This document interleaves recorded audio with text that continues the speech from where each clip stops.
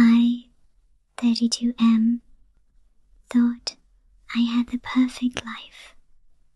I was with the love of my life, Lena, 29F, for almost 7 years.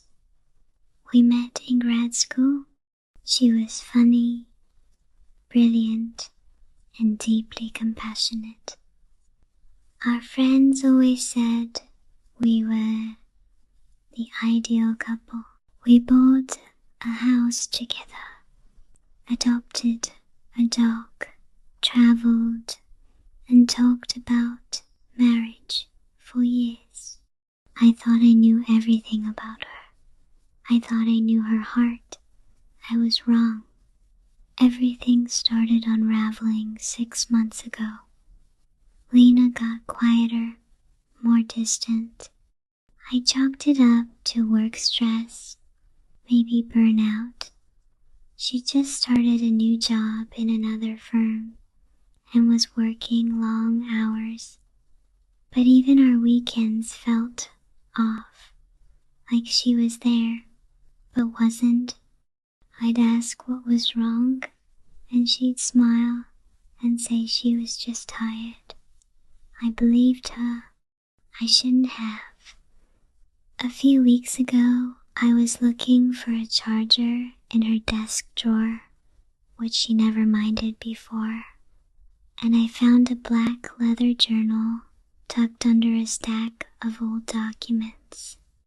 I hesitated, but something felt too off, so I opened it.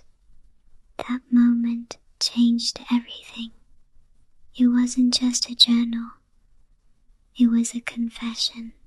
It started innocently, her writing about feeling stuck, unsure about our future, questioning if she still loved me.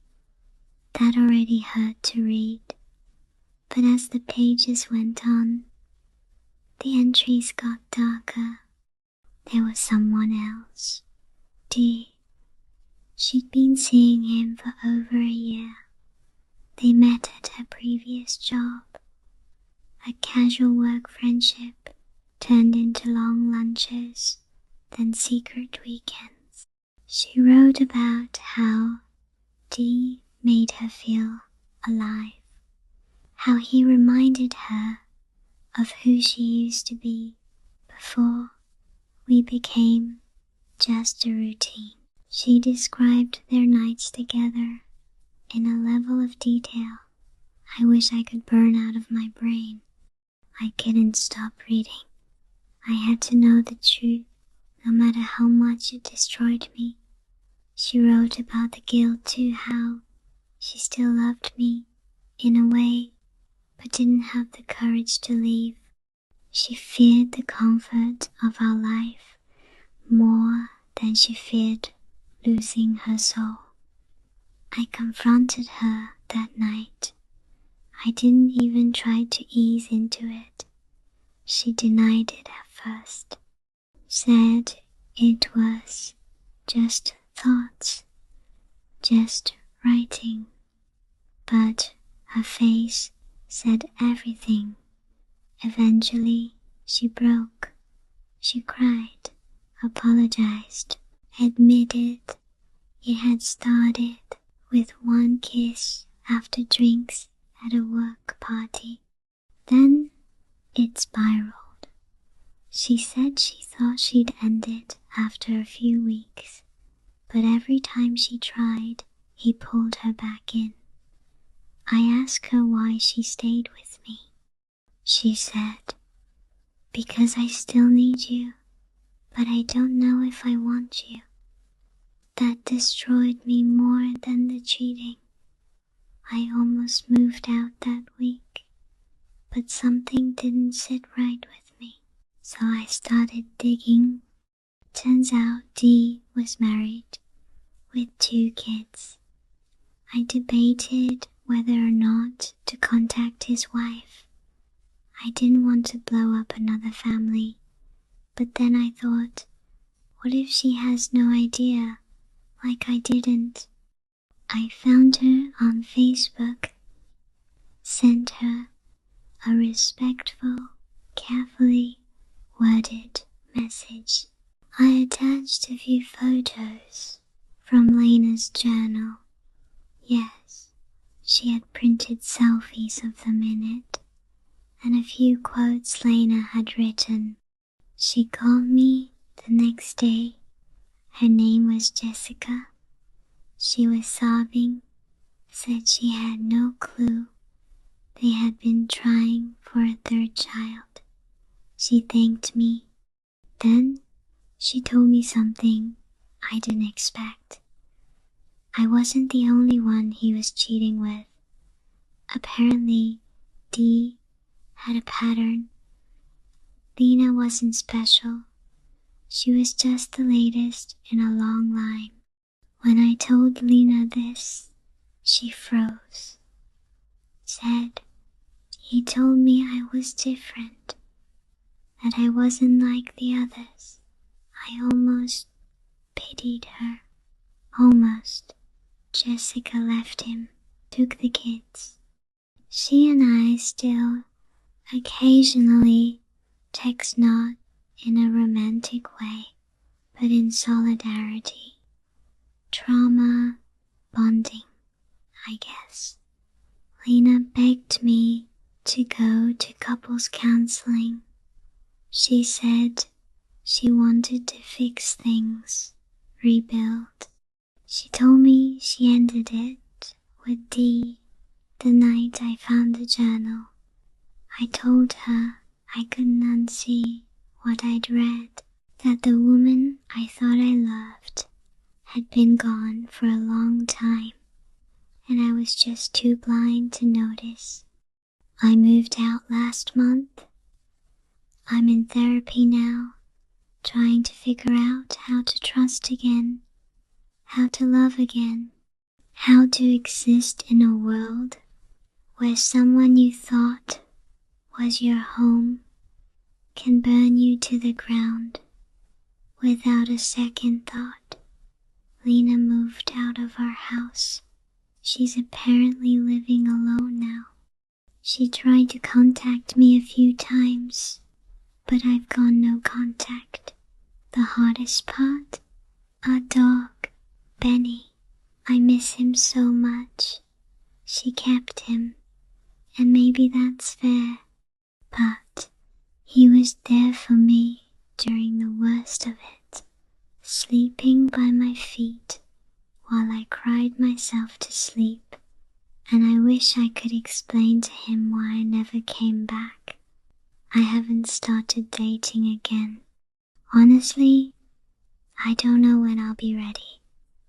Some days I feel free, other days I feel utterly broken, but I survived, and that's something. So, this is something that's been eating me alive for the past few weeks, and I need to know if I'm just overreacting or if I'm right to be this hurt.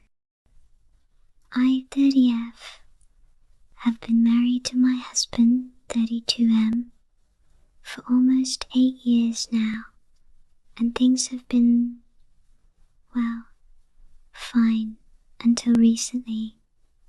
We've built a life together. We've been through some tough stuff, but I always believed in us.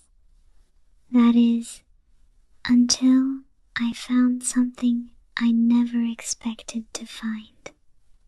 Let me set the stage for you. A few weeks ago, I noticed something small, but it stuck in my mind.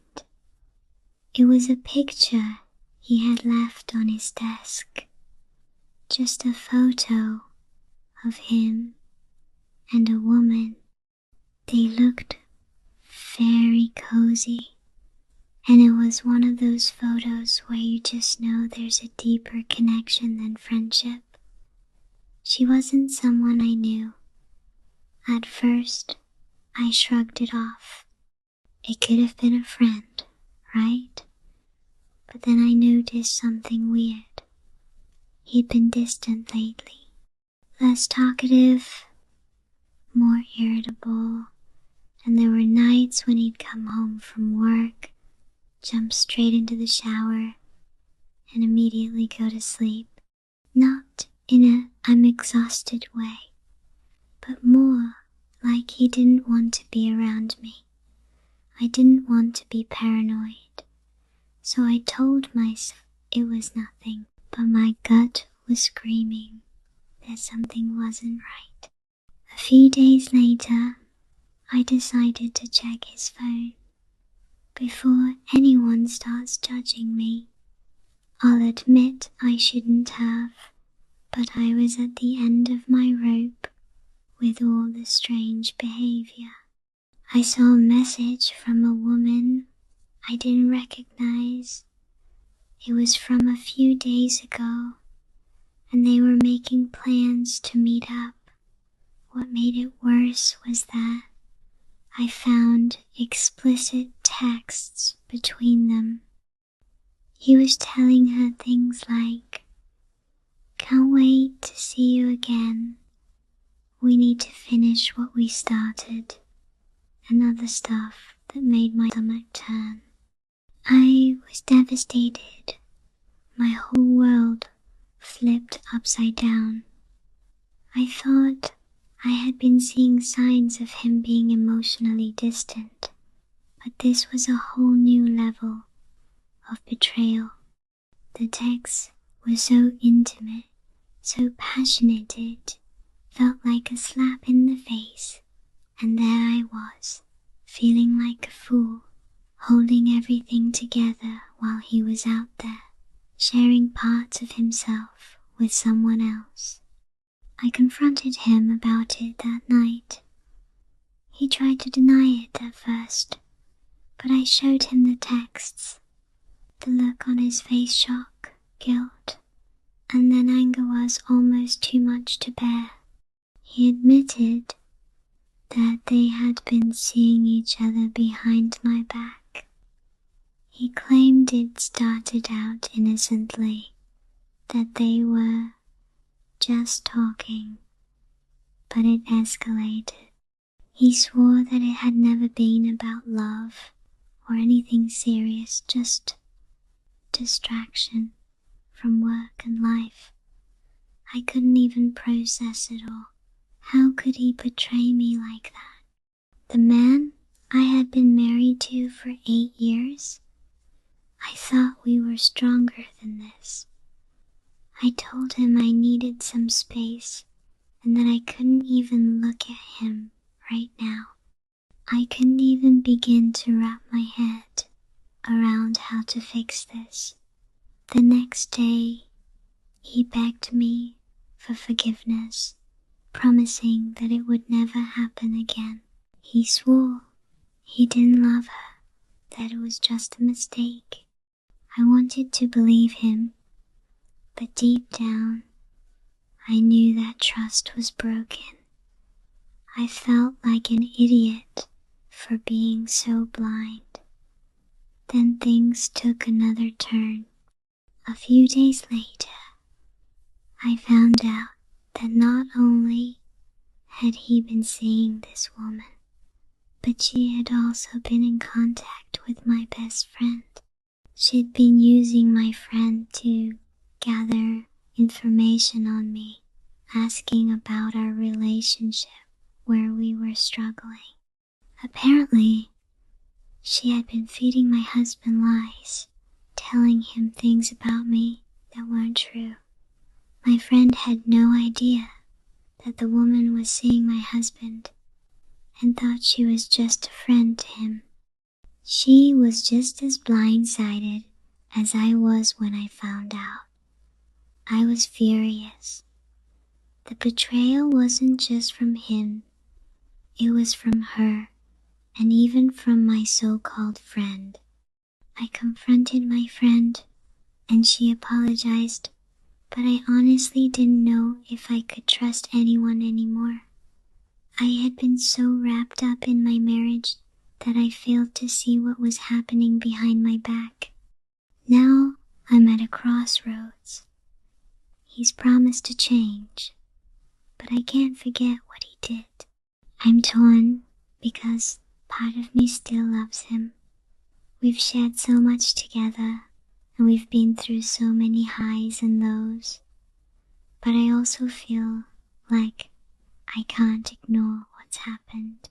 I can't unsee the messages, the lies, the betrayal. My question is, do I give him another chance, or is this the end of the road? How do I rebuild trust after something like this? I still want to believe that people can change, but the damage he's done to my heart feels like something that can't be fixed. I don't know what to do. I feel like a fool for even considering staying with him, but part of me still hopes that we can make it work. My husband of 8 years cheated on me with another woman and even involved my best friend in the lies. He's begging for forgiveness, but I don't know if I can trust him again. Should I try to fix this or move on? IF 48 straight. Husband M45 by curios not open. And yes, I feel it matters to state preferences up front. Have an issue with the relationship my husband has with his new co-worker M39 gay open. I'll refer to my husband as Dan and his co-worker as Jack. I'll try to make this as short and to the point as I can, but I'm experiencing a lot of mixed emotions, and it might get wordy trying to explain from my perspective. So, to set the present situation accurately, I have to go back approx 4 to 5 years and start at the beginning of their meeting one another, becoming working side-by-side co-workers. In the beginning, Dan had been worked a day solo shift for their company at this point, approx 17 years. In a lead position, had hired Jack for a part-time evening shift position. This was a low-pay, fast-paced drama company whose owners have basically checked out. So needless to say, Dan always had a revolving door of new hires from all walks of life. Walk in the door, you're hired, pretty much. Within 6 months of Jack starting, approx a dozen, yes, that many new hires had been through, and Jack, single with no dependents, steps up immediately to work the shifts in between people that was smart enough to keep walking after the first week or so. Dan, obviously married, with dependent child and dependent elderly parents, gladly let Jack work all the hours he wanted. My personal hobby started to bloom into a full-blown business that made more in 1 week than Dan's hourly wages paid in 1 month. So when Dan approaches owners about Jack's outstanding performances, his commitment to the business and his paycheck suggests they show him his worth and our appreciation for stepping up. More importantly, showing up to rock the shifts out like a real professional should. During this meeting, Dan's own pay was discussed, and the fact he himself had not had a raise in over 6 years, and having been literally running they back half of the business for over 15 years, and I might add making the profits from this part of the business surpass the previously more profitable shop in the front. Dan was basically told that since he was unwilling to personally take on all extra shifts, refused to work certain days, shifts, etc. Remember previously mentioned dependent family, that he didn't deserve more than the 1.25 over minimum wage he'd been making, and said other ungrateful and disrespectful comments. So my husband put his 2 weeks in on the spot. Knowing they would turn to Jack to fool his spot, Dan began preparing Jack the best he could for what's to come. After some bitter back and forth resentment between Dan and the owner, he was leaving over 2 different owners in a forced business partner kind of situation. My husband only worked for 5 or 6 more shifts before showing them the kiss this side of his notice. Told ya I'd be long-winded. Tick-tock. Creators are either gonna love me for a 12-part read law or take a hard pass on my wordy ass. Take or leave it. But if the beautiful Mrs. with Straight Up We're in this together banter happens to read this, I'd like to personally say, fuck yes, your opinion in this matters to me.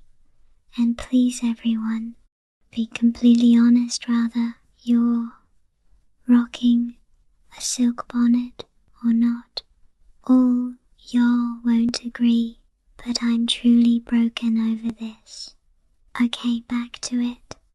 3 years go by, and the ownership dynamics change, but the revolving door of new people had stayed with a sprinkle of returning desperately, needing a paycheck. People come and go over and over.